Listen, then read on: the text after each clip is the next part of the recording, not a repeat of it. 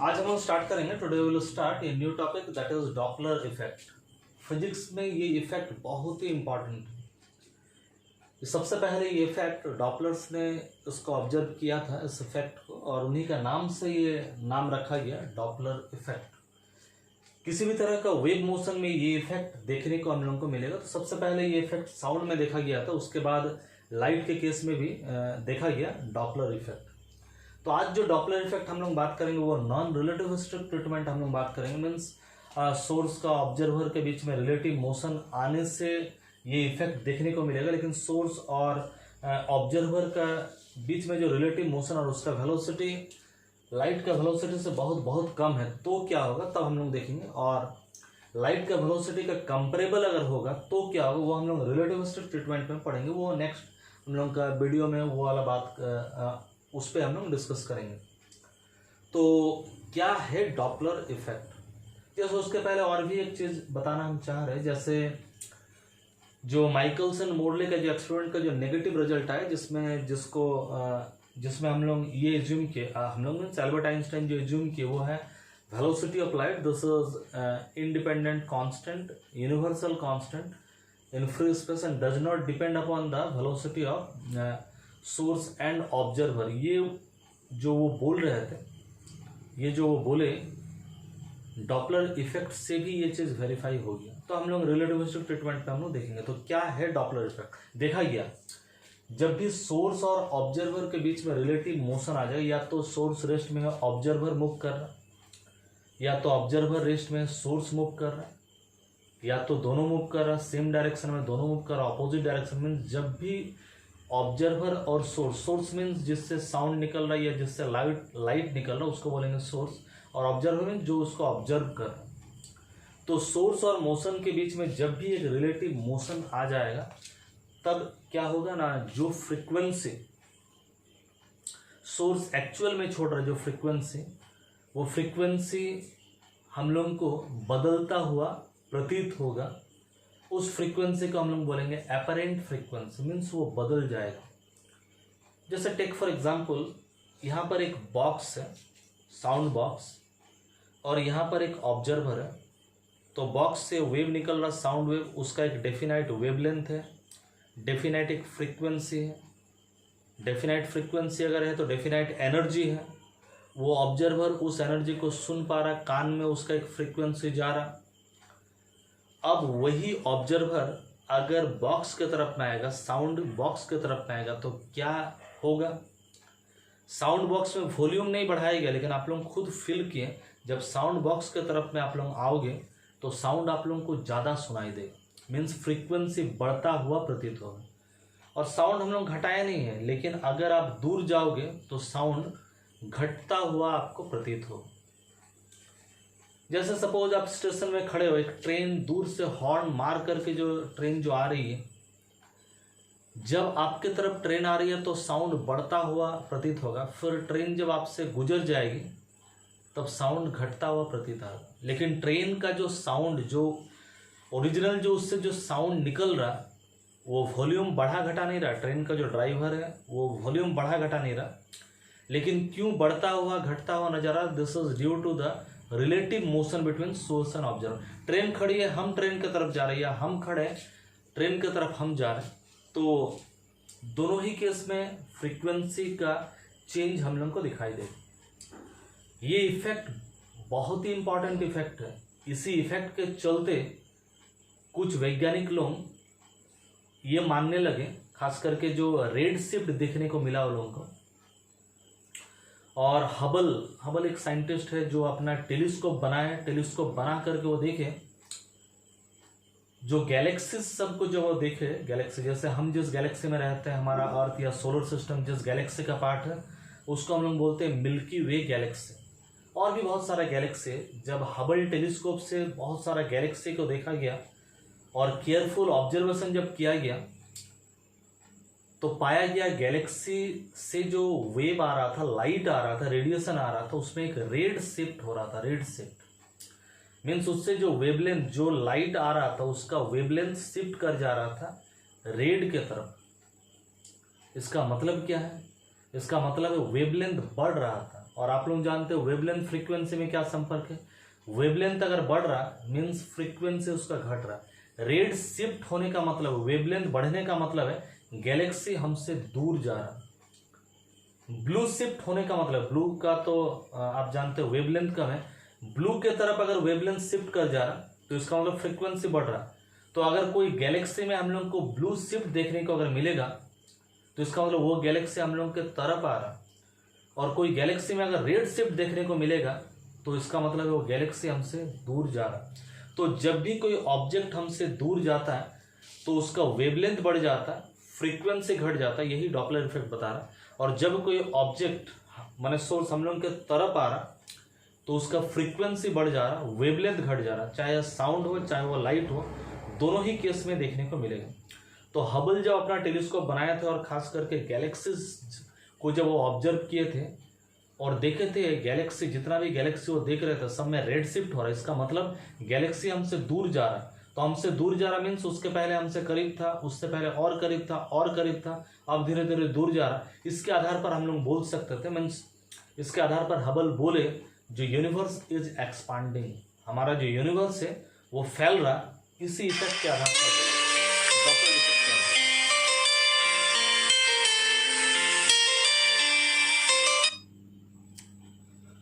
तो आज हम लोग डॉपलर इफेक्ट का नॉन रिलेटिविस्टिक ट्रीटमेंट के बारे में आज हम लोग बात करेंगे।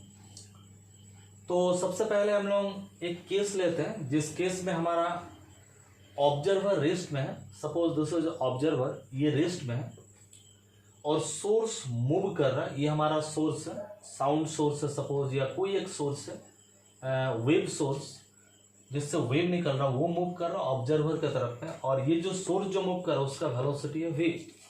हम लोग जानते हैं वेव मोशन में हम लोग जानते हैं यहाँ से यहाँ तक ये हम लोग का एक वेवलेंथ है और एक वेवलेंथ को कवर करने में जो टाइम लगेगा that is equal to T, capital T माने टाइम पीरियड। तो यहाँ से यहाँ, या तो यहाँ से यहाँ तक जाने में जो टाइम लग रहा है उसको हम लोग बोलेंगे क्या, टाइम पीरियड। ये हालांकि उल्टा हो गया और थोड़ा सा आगे बनाने से, इधर सीधा होने से ज़्यादा बेटर होता, थोड़ा कम जगह के लिए हम ऐसा बनाएं। तो टाइम पीरियड का रिलेशन क्या होता है फ्रीक्वेंसी का, एन का मतलब यहाँ पर न्यू ने लिए हम लोग एन लिए, एन का मतलब है फ्रीक्वेंसी जो कि टाइम पीरियड का उल्टा होता है।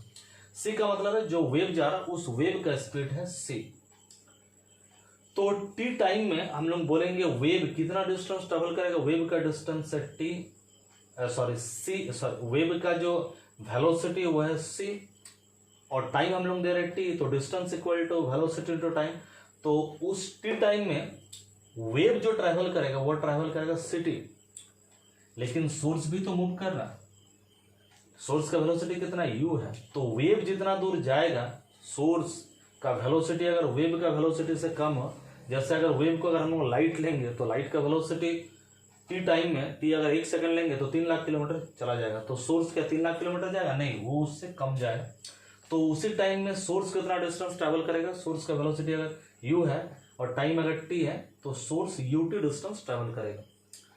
तो सोर्स पहुंच गया मान लीजिए यहाँ पर और वेव पहुंच गया मान लीजिए यहाँ पर और ऑब्जर्वर यहाँ पर है। तो सोर्स जो इधर जा रहा है इस दौरान जब जाएगा तो क्या होगा ना, जैसे सोर्स हमारा इस तरफ में जाएगा उस समय में ये जो वेवलेंथ है, इस चीज को थोड़ा सा एज्यूम कीजिए, अगर ये इधर जाएगा तो अभी वेव का लंबाई है इतना बड़ा, दिस इज आवर वेव का लंबाई, वेव का लेंथ। जब इसको और थोड़ा सामने ले जाएंगे, ये ऐसे इसको सामने ले जाएंगे तो क्या होगा, एक वेव यहाँ पर 2 वेव और थोड़ा सामने ले जाएंगे, हमारा 2 ही वेव रहेगा। लेकिन हमारा क्या चेंज होगा, वेव का जो लंबाई है वो लंबाई थोड़ा चेंज हो जाएगा। तो वेव का लंबाई कितना चेंज होगा ना, उस चेंज को हम लोग बोलेंगे लैम्डा डैश। लैम्डा डैश कितना होगा ना, lambda dash equal to wave जितना ट्रैवल किया सिटी और सोर्स जितना ट्रैवल किया यूटी, ये दोनों को जब हम लोग घटाएंगे, मान लीजिए वेव इतना ट्रैवल किया और ये सोर्स इतना ट्रैवल किया, ये दोनों को घटाने से जितना होगा वही होगा लैम्डा डैश। मीन्स हमारा जो वेवलेंथ है सिकुड़ जाएगा, घट जाएगा। तो हम लोग टी को कॉमन लेने से सी माइनस यू हम लोग को बनेगा। तो अगर वेवलेंथ अगर घट जा रहा, वेवलेंथ और फ्रीक्वेंसी के बीच में क्या रिलेशन है आप लोग जानते हैं, फ्रीक्वेंसी इक्वल टू क्या होगा हमारा वेलोसिटी बाई वेवलेंथ होगा। लेकिन इस केस में हमारा वेलोसिटी जैसा का वैसे ही, लेकिन वेवलेंथ हमारा सिकुड़ गया लैम्डा डैश। तो लैम्डा डैश के जगह में हम लोग क्या लिखेंगे, T into C minus U. T बराबर जैसे हम लोग लिखे 1/n बराबर टी, तो यहाँ पर नीचे में टी बराबर क्या होगा 1/n, तो 1/n, n तो ऊपर चला जाएगा। अब c को अगर ये c को यहाँ नहीं लिख करके अगर इसके साथ डिवाइड कर दे, यहाँ पर भी c लिख दे, यहाँ पर भी c लिख दे, c/c equal to 1 minus u/c, तो हम लोग बोल सकते हैं n1 dash equal to n/1 minus u/c। इससे हम लोग को क्या पता चल रहा, जो कोण बड़ा है कोण, इससे हम लोग को जो इस रिलेशन से जो हम लोग को पता चल रहा, डिनोमिनेटर हमारा है छोटा, n तो कोई एक तो फ्रीक्वेंसी होगा और डिनोमिनेटर हमारा 1 से कम है, तो इसका मतलब ये चीज है क्या, n1 डैश क्या हो जाएगा, बड़ा हो जाएगा किससे, n से। मीन जब सोर्स भी रेस्ट में था और सोर्स भी रेस्ट में था, ऑब्जर्वर भी रेस्ट में था, उसको जितना साउंड का फ्रीक्वेंसी मिल रहा था, अब जो उसको फ्रीक्वेंसी मिलेगा जब सोर्स इधर है, ये तो नॉर्मल चीज है, जब सोर्स इधर जा रहा तो उसको फ्रीक्वेंसी क्या लगेगा, बढ़ता हुआ, उसको ज्यादा एनर्जी उसको मिलेगा, ज्यादा साउंड उसको सुनाई देगा, बढ़ता हुआ लगेगा। उल्टा अगर सोर्स इज मूविंग अवे, अगर सोर्स उल्टा जाएगा, उल्टा, तो ये वेवलेंथ हमारा बढ़ जाएगा, माइनस के जगह प्लस हो जाएगा। ये प्लस अगर हो जाएगा तो प्लस होने से हम लोग क्या बोलेंगे, जो उसको साउंड अभी या फ्रीक्वेंसी अभी कम लगेगा। तो ये है हमारा पहला केस। दूसरा केस क्या है, सोर्स स्टेशनरी है, सोर्स हमारा रुका हुआ है और observer moving away from source, observer source से दूर जा रहा है और उसका वेलोसिटी कितना, उसका वेलोसिटी है v। इस केस में ऑब्जर्वर जब सोर्स से दूर जा रहा है, इस केस में सोर्स, ऑब्जर्वर अगर फिक्स्ड है, सोर्स अगर इधर जा रहा तब वेवलेंथ चेंज होगा, लेकिन अगर सोर्स मूव कर रहा है तब हम लोग का वेवलेंथ चेंज नहीं होगा। क्या चेंज होगा ना, चूंकि ये नॉन रिलेटिविस्टिक ट्रीटमेंट हम लोग किए, तब ये सोर्स से जो वेव जा रहा है उसका वेलोसिटी है c और जो ऑब्जर्वर है उसका वेलोसिटी v। तो ऑब्जर्वर को सोर्स का वेलोसिटी कितना लगेगा, सॉरी वेव का वेलोसिटी कितना लगेगा, जैसे हम लोग रिलेटिविटी में देखें, चाहे वो ऑब्जर्वर रेस्ट हो चाहे वो ऑब्जर्वर मोशन हो, उसको अगर ये लाइट है तो लाइट का वेलोसिटी उसको c ही लगेगा। रिलेटिविटी में हम लोग यही देखें STR में, लेकिन नॉन रिलेटिविस्टिक ट्रीटमेंट में जो गैलीलियन रिलेटिविटी में हम लोग जो देखे थे, तो उस जगह में हम लोग इसको बोल सकते हैं, जो क्या होगा ना, वेलोसिटी क्या होगा ना, c माइनस v हो जाएगा, रिलेटिव वेलोसिटी इन लोगों का c माइनस v हो जाएगा। तो अब जो इसको जो फ्रीक्वेंसी जो नजर आएगा, फ्रीक्वेंसी बराबर हमारा क्या होता है, वेलोसिटी बाई वेवलेंथ होता है। वेवलेंथ तो बदल नहीं रहा, वेवलेंथ उतना है, लेकिन रिलेटिव वेलोसिटी बदल जा रहा है, कितना, c माइनस v। तो वेवलेंथ के जगह में हम लोग लिखेंगे c/n, वेवलेंथ बराबर वेलोसिटी बाई फ्रीक्वेंसी होता है, तो ये n ऊपर चला जाएगा, तो फिर से c/c v/c, तो 1 माइनस v/c। तो हम लोग इससे क्या बोल सकते हैं, देखिए यहाँ पर ऐसा टर्म नीचे में था, नीचे में डिनोमिनेटर में था, इसलिए ये वाला ज्यादा हो जा रहा था, ये वाला कम हो जा रहा था, लेकिन ये टर्म मल्टीप्लाई है, ये हम लोग क्या बोलेंगे, ये चीज है n माइनस v/n/c। इसका मतलब n2 डैश जो हमको मिल रहा वो n माइनस कुछ मिल रहा, n माइनस मीन्स n से क्या है, छोटा है n2 डैश। तो हम लोग क्या बोल सकते हैं ना, अगर ऑब्जर्वर हमारा दूर जा रहा सोर्स से, तो सिंपल सी बात है, ऑब्जर्वर अगर सोर्स से दूर जा रहा तो हम लोग को जो फ्रीक्वेंसी है वो, माने ऑब्जर्वर को जो फ्रीक्वेंसी है वो कम सुनाई देगा। हम लोग पहला केस क्या लिए, सोर्स जा रहा ऑब्जर्वर के तरफ, तब हम लोग को फ्रीक्वेंसी ज्यादा सुनाई देगा, और ऑब्जर्वर जा रहा सोर्स से दूर तो हम लोग को फ्रीक्वेंसी कम सुनाई देगा। थर्ड केस हम लोग लेंगे, सोर्स और ऑब्जर्वर दोनों मूव कर रहे, और वो भी हम लोग सोर्स का वेलोसिटी क्या माने, u वेलोसिटी माने, ऑब्जर्वर का वेलोसिटी क्या माने, v वेलोसिटी माने, सेम डायरेक्शन में इधर ही जा रहा, सोर्स भी इधर जा रहा, ऑब्जर्वर भी इधर जा रहा। क्योंकि सोर्स मूव करने से वेवलेंथ का चेंज होगा, ऑब्जर्वर मूव करने से हमारा रिलेटिव वेलोसिटी के चेंज के चलते फ्रीक्वेंसी का चेंज होगा।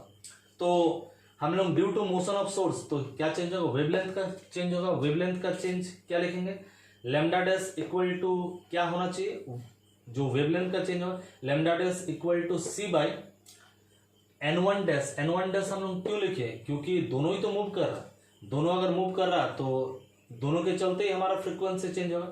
तो वेवलेंथ बराबर वेलोसिटी बाई फ्रीक्वेंसी, तो n1 डैश हमारा कितना है, n1 डैश के जगह में देखिए ये वाला, तो ये जो हम लोग n1 डैश के जगह में ये चीज जो हम लोग लिख दिए, इसमें ये जो हम लोग क्या लिखेंगे, MC,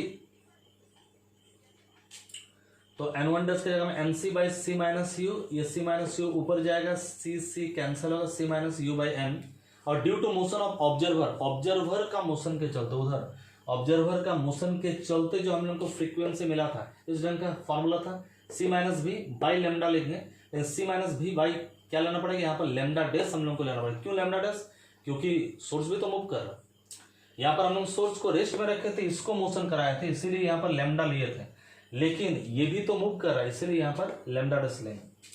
तो N dash equal to C minus भी, लेमडा डैश के जगह में हम लोग क्या लिख सकते हैं ना, लेमडा डैश के जगह में हम लोग वो C माइनस यू, ये जो लेमडा डैश के जगह में C minus you by into T, तो टी के जगह में हम लोग इसी को लिख सकते हैं, C माइनस यू टी के जगह में लिखेंगे 1 बाई एन, तो C minus you by n, तो ये ऊपर चला जाएगा, तो N dash equal to C minus v by C minus u into n. अब ये हमारा फॉर्मूला बन गया। अब हम लोग देखेंगे, चूंकि हम लोग ये जो फॉर्मूला निकाले, ये कौन सा केस है, ऑब्जर्वर जा रहा उधर, सोर्स भी जा रहा उधर, अगर बाई चांस सोर्स जा रहा होता उधर, ऑब्जर्वर आ रहा होता इधर, तो ऑब्जर्वर अगर इधर आएगा तो ऑब्जर्वर पहले जब इधर ऑब्जर्वर जा रहा तो ऑब्जर्वर का वेलोसिटी क्या है, v, ऑब्जर्वर अगर इधर जा रहा तो वेलोसिटी हम लोग v मान रहे, ऑब्जर्वर अगर इधर आएगा तो वेलोसिटी क्या मानना पड़ेगा, फिर माइनस v, तो माइनस माइनस प्लस v, तो ऑब्जर्वर अगर इधर आएगा तो ये हो जाएगा C plus B, C plus B means ऊपर वाला चीज बढ़ जा रहा है, ऊपर वाला चीज बढ़ रहा, तो ये भी हमारा क्या हो जाएगा, बढ़ जाएगा। तो इसका मतलब ऑब्जर्वर जब सोर्स की तरफ में आएगा तो जो फ्रीक्वेंसी उसको सुनाई देगा उसका नाम है एन डैश, और एन डैश क्या हो, ज्यादा सुनाई देगा। लेकिन मान लीजिए ये इधर जा रहा और सोर्स इधर जा रहा, इधर ऑब्जर्वर अगर उधर जा रहा तब तो हम लोग तो ये केस माने ऑब्जर्वर भी उधर जा रहा, सोर्स भी उधर जा रहा, अब तो ऑब्जर्वर को उधर ही भेज, लेकिन सोर्स जो इधर जा रहा था इधर नहीं करके इधर ले आते हैं हम लोग, तो सोर्स का वेलोसिटी यू अगर इधर ले आएंगे तो फिर से वो क्या हो जाएगा, माइनस यू, माइनस माइनस क्या होगा, प्लस यू, तो डिनोमिनेटर हमारा बढ़ जा रहा, डिनोमिनेटर अगर बढ़ जा रहा, नीचे वाला चीज बढ़ जा रहा, तो फ्रीक्वेंसी क्या होगा, घट जाएगा, मीन्स दोनों अगर सेपरेट होगा तो हम लोग को क्या होगा ना, जो फ्रीक्वेंसी वो घटता हुआ प्रतीत होगा। तो आज हम लोग बात किए डॉपलर इफेक्ट का नॉन रिलेटिविस्टिक ट्रीटमेंट, चूंकि ये नहीं जानने से आप लोग रिलेटिविस्टिक डॉपलर इफेक्ट में जा नहीं सकते, तो रिलेटिविटी में STR में आप लोगों का रिलेटिविस्टिक डॉपलर इफेक्ट है, लेकिन आज डॉपलर इफेक्ट को लेकर के थोड़ा सा आइडिया हम दिए हैं ताकि आप लोग उसको पकड़ पाए। तो आज का वीडियो में जस्ट इतना ही।